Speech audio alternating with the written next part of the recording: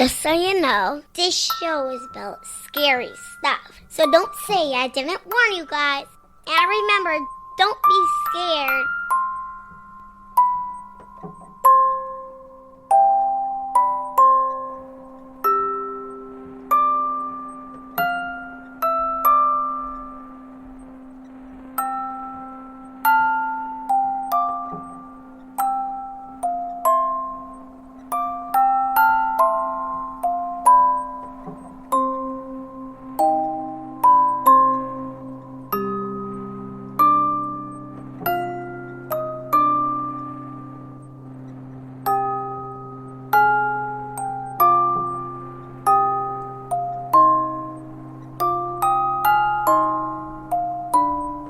Episode 127, Malice, Aforethought, The Murder of Lily Peters. War Baby here with another episode of Murderous Minors. I hate that it's Mother's Day, and again I'm bringing you one of the worst nightmares a parent could ever dream up, because last year at this time we were talking about the murder of Tristan Bailey, whose accused murderer Aiden Fucci is set to go to trial in November.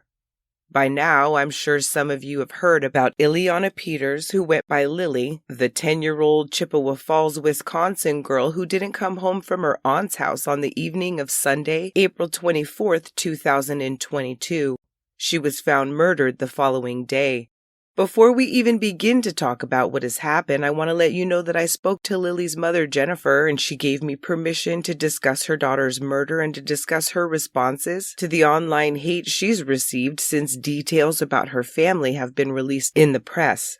A lot has taken place in the almost 2 weeks that have passed, and I wanted to catch everyone up as this is a gut-twisting case that has seen some truly disturbing revelations come to light already, and it's yet another case we'll continue to follow. Before you listen further, please know that this episode does contain descriptions of sexual assault and homicidal violence against a young child, so please be advised. Lily Peters lived with her father in tiny Chippewa Falls, Wisconsin, population just under 15,000, in the northwestern part of the state and about 100 miles east of Minneapolis, Minnesota. Reports indicate that it was about 9:15 on Sunday, April 24th, that Lily's dad notified police that she was missing. The Peters house on East Birch Street and the aunt's house on North Grove Street are approximately a quarter of a mile or 0.4 kilometers apart, and Lily had ridden her bicycle there earlier that day. The Parkview Elementary School fourth grader reportedly has one brother, and her mother lives in a different city in Wisconsin. Lily's home and her aunt's home are separated most noticeably by a main road called North High Street, along with Duncan Creek, a narrow waterway that runs a sort of squiggly north-south direction. Less than 1 mile northwest of Lily's aunt's house sits the Jacob Leinenkrugel Brewery, with the Pig Alley walking trail and wooded areas lining the way. It's really lovely, especially in the winter, according to the pictures that I looked at. But that beauty is now scarred, as it was in those woods along the trail between the end of North Grove Street and the Leinenkugel's Brewery parking lot where Lily's father found her bike.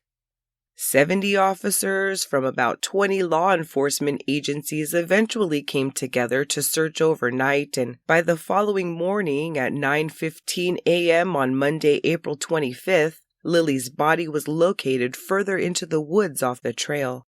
She'd been found 12 hours after she was reported missing to police, and autopsy results revealed that Lily died by homicide from blunt force trauma and strangulation. The chief held a series of press conferences on Monday and Tuesday, April 25th and 26th, 2022, to keep the public updated. Good afternoon and thank you for coming. My name is Matthew Kelman. I'm the Chief of Police for the Chippewa Falls Police Department. This is an update on the missing person case that was first reported last night. At about 9 o'clock last night, the Chippewa Falls Police Department received information that Iliana Lily Peters, age 10, was missing from the city of Chippewa Falls. Lily's father reported that she had not returned home from a visit from her aunt's house in the 400 block of North Grove Street. Officers later located a bicycle in the woods near the walking trail between the end of North Grove Street and the Leinenkugel's Brewery parking lot. At about 9:15 this morning, a body was located in the wooded area near the walking trail. The Chippewa County Coroner's Office has now confirmed that this is the body of Lily Peters. At this point, we are considering this a homicide investigation. We do not have anyone in custody at this time, and we are continuing to follow up on multiple leads. By later on Tuesday, April 26th, the search warrant was executed at Lily's aunt's house on North Grove Street, and another press conference was made to announce that a suspect had been arrested for Lily's murder. First and most importantly, earlier this evening, we arrested a juvenile suspect in this case. The suspect was not a stranger. The suspect was known to the victim. We do not believe there is any danger to the community at this time. While nothing will bring Lily Peters back or change what happened, we are very grateful to be able to deliver this news for the family and for the community. Driving through town and through our communities, we can see the purple ribbons, and honestly, I would expect nothing less from the Chippewa Falls community, Chippewa Valley, and our surrounding communities. A tremendous amount of work has gone into this investigation by a large team of investigators, including those at the federal, state, county, and local level. Law enforcement has been working on this case 24 hours a day since this call came in less than 48 hours ago. First of all, I want to thank the community for the over 200 tips that we have received. These tips were critical to solving this case. Our security team has and will continue to hold the crime scene, which is the wooded area around the footpath between the north end of Grove Street and the Line and Kugel Brewery parking lot. This is important to the integrity of the investigation, and we would ask that you continue to avoid this area. The Wisconsin Department of Justice Crime Lab processed the crime scene last night. At that time, the body of Lily Peters was removed by the coroner's office. A forensic autopsy is being conducted. Investigators executed a search warrant at 422 North Grove Street. Evidence was collected and additional interviews were conducted. That is all the new information I have at this time. There is still much work to be done. You heard the police chief reference tips that help crack the case, and reports indicate that an anonymous comment on a true crime subreddit thread made prior to the arrest could have been instrumental in leading investigators toward another kid as a suspect. The initial investigation did not appear to be looking at juvenile suspects, but seemed to be more focused on potential adult predators in the area as police increased security around Lily's school and warned the public to be vigilant about their children's safety. The comment left by user HomesliceNation4 read, quote, "What's scary is I was playing Pokemon Go in the park that day, walking along that very same trail. My stomach turns when I think that I saw that girl in a pink or purple hoodie on her bike with another kid on my way out. I have a suspicion that it could be another kid that did it." Other users on the site called in the tip, and one of them actually corresponded with an officer about the details in the comment, and less than 24 hours after the comment was posted, a juvenile was indeed arrested and charged with the sexual assault and murder. Following the press conference announcing the arrest, the chief wouldn't answer any questions regarding whether or not the suspect is related to Lily, and neither would the prosecutor Wade Newell, although because the suspect was arrested around the time that the aunt's house was searched, speculation pointed toward Lily's cousin. This assumption was only given more credence once the 14-year-old's initials were revealed in court. The juvenile suspect had his initial hearing the day after his arrest on Wednesday, April 27, 2022, where the charges were filed and his bond was set. Details unknown to this point were also made public at this time, but the judge sealed the search warrants and the criminal complaint at the start of the hearing. They referred to him only as CP-B, although his identity and many personal and family details like the criminal records of Lily's and CPB's parents are now all over the internet via some particular overseas news outlets. Readers online immediately began trolling them, and Lily's mom hit back at their inappropriate and insensitive behavior, which is what I saw and made me reach out to her. Writing, quote, "As Lily's mother, I can only say I'm ashamed of you folks out there judging us from behind a screen. What makes zero sense is how quickly you judge my family based on a timeline and assumptions you can only speculate on since it's privy to the investigation that those details not be released. I hope you never endure this kind of heartache. Here's a bit of what went down at CPB's initial appearance in court, which he attended remotely from the Northwest Regional Juvenile Detention Center in Eau Claire, Wisconsin. Attorney Newell, did you have any arguments on bond for this matter? Yes, Your Honor. The state is requesting a $1 million cash bond with the condition that he have no contact with any juveniles and not possess any dangerous weapons.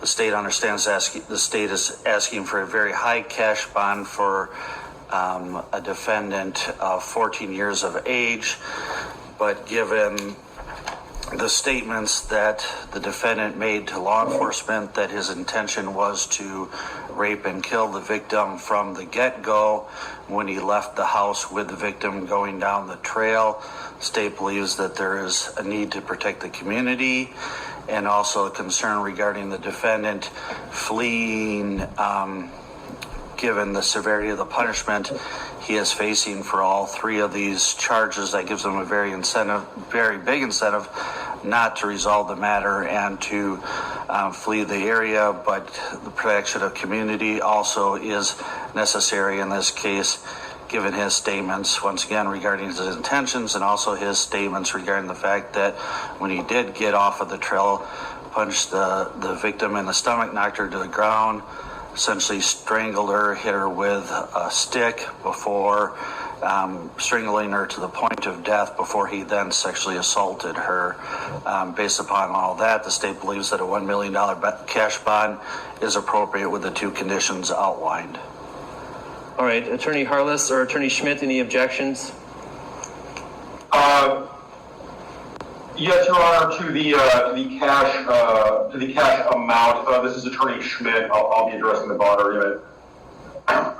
We're asking the court to impose a $100,000 cash bond. We agree that cash is appropriate in this case. The charges are extremely serious. We do not feel that setting bond in excess of $100,000 is necessary or appropriate in this case. We do not believe that Mr. PB is a flight risk. He is 14 and an 8th grader. He cannot drive. He is not in a position to raise much money, frankly, at all on his own. He resides with his mother. He is a lifetime resident of Chippewa County. We believe that a $100,000 cash bond should be adequate to ensure that Mr. PB does not flee, that he has a realistic opportunity for some sort of pretrial release, as limited as I think that would be. That's all. All right, thank you. All right. The court has considered the arguments of counsel here today. This is a serious charge, and because of serious charges, there are serious consequences, which gives a greater incentive for individuals not to want to return to court when they are facing those charges. And so I also need to consider the threats to the community. The information that was disclosed by the district attorney shows that this was a serious threat to the community, and so the court is concerned that this could be a further threat if the individual was no longer in custody. The court will order a $1 million cash bond with the conditions that the defendant not contact any juveniles and have no dangerous weapons. Attorney Harless or Attorney Schmidt, I believe, or I'm not aware of whether or not the defendant has any siblings that I could accept this from that could be supervised. I would allow that to have supervised contact between any family members that are his siblings, as long as that contact is supervised. The state is alleging very specifically that CPB followed Lily out of her aunt's house and out onto the trail with the intention of sexually assaulting and murdering her. The criminal complaint was unsealed yesterday, and it indicates that CPB told detectives that, quote, he said he went to help Lily get her bike as she was leaving to go home, then rode his hoverboard with her on the trail, following her with his plan already in mind. He told police he asked Lily to go explore the woods with him and they went off the trail, at which time he murdered, then sexually assaulted her. He told police he was scared after that and went home where, quote, he showered and put his dirty clothes in the laundry. Once the news that Lily was missing began to spread, CPB realized that, quote, he needed to hide her better and returned to her body, drug her a few feet, and covered her with leaves. Following that hearing, Prosecutor Wade Newell clarified some specifics about how CPB's case is being handled. In Wisconsin, first-degree intentional homicide, which is the first count in the criminal complaint, by law starts originally in adult court. So it is not a juvenile case brought into adult court. While he's still a juvenile, it's an adult court case. So the three charges he has is first-degree intentional homicide. The second count is first-degree sexual assault. The third count is first-degree sexual assault of a child under age 13 resulting in great bodily harm. The first charge applies to the victim of any sexual assault. Count number 2 would only apply if the victim was of a certain age. Regarding keeping it in adult court, I think it's premature to make any determinations regarding that at this time. I think it's a very serious case that needs to be dealt with as is intended by the law. Sometimes, after a long, stressful day of working and running the household, I may suddenly disappear, but there's no need to worry. I just couldn't wait another minute to decompress by playing Best Fiends, the free-to-download mobile puzzle game I still can't put down. I tell you all about it whenever I get the chance. From the adorable fiends you'll collect and evolve that will only get stronger, to the new events that are added all the time, there's no better time to start smashing some levels, with thousands out there just waiting for you. And with offline play, you can enjoy Best Fiends anywhere you like and anytime you choose. No internet connection is required to play. I'm currently on level 861 and I love the feeling of getting one step closer to unlocking another island. And with the brand new events always popping up, you'll have so many chances to earn exclusive in-game items, rewards, and characters. Download your new favorite getaway Best Fiends for free today on the App Store or Google Play. You'll even get $5 worth of in-game rewards when you reach level 5. That's friends without the R. Best Fiends. Right from the start, the state is saying that CPB demonstrated malice aforethought, another way to say premeditated murder, giving the appearance that his case could remain in the adult system as a first-degree intentional murder charge. That's how it stands right now, and that's how it'll remain unless the defense attorney files that reverse waiver to send CPB's case to be dealt with in the juvenile system. That's what happened in another case out of Chippewa County, Wisconsin, involving the death of 6-month-old Jackson Hunter. He attended daycare in a rural home that also housed foster children and was fatally injured there on the day before Halloween 2018. Police responding to the 911 call made at 4:30 p.m. found the baby unresponsive and bleeding, with head injuries which would lead to his death 2 days later. The sheriff's department stated that Jackson had been transported first to local St. Joseph's Hospital but was soon flown to Gillette Hospital in St. Paul, Minnesota, due to the severity of his trauma, which had raised the suspicion of doctors. These child abuse medical specialists informed authorities that the baby's injuries were not the result of an accident, but of child abuse. They sent photos showing how, quote, a tread pattern on the shoes appeared to match the patterned bruising on the head of the victim, and indicated that the bilateral skull fractures and bilateral subdural hematoma that Jackson suffered from were consistent with the application of heavy force or pressure. When the foster mother/daycare owner was questioned, she told police that she'd laid Jackson down for a nap at 3 p.m., after which 3 other kids arrived from school, a 10-year-old girl who'd been in the foster home for 41 days, and 2 6-year-olds who went to the daycare. 2 other children were also in the daycare at that time, both aged 2, and all 5 of those children were, quote, in and out of the house for short periods of time, playing as the baby napped and their caregiver was outside working in the yard. It soon emerged that the 10-year-old girl had been inside by herself at some point, seen sitting alone in the bay window, even though the kids had been told to play outside. 2 days after he was injured, Jackson Hunter died, and the house on 102nd Street in Tilden, Wisconsin was searched for anything that could have been attributed to his injuries.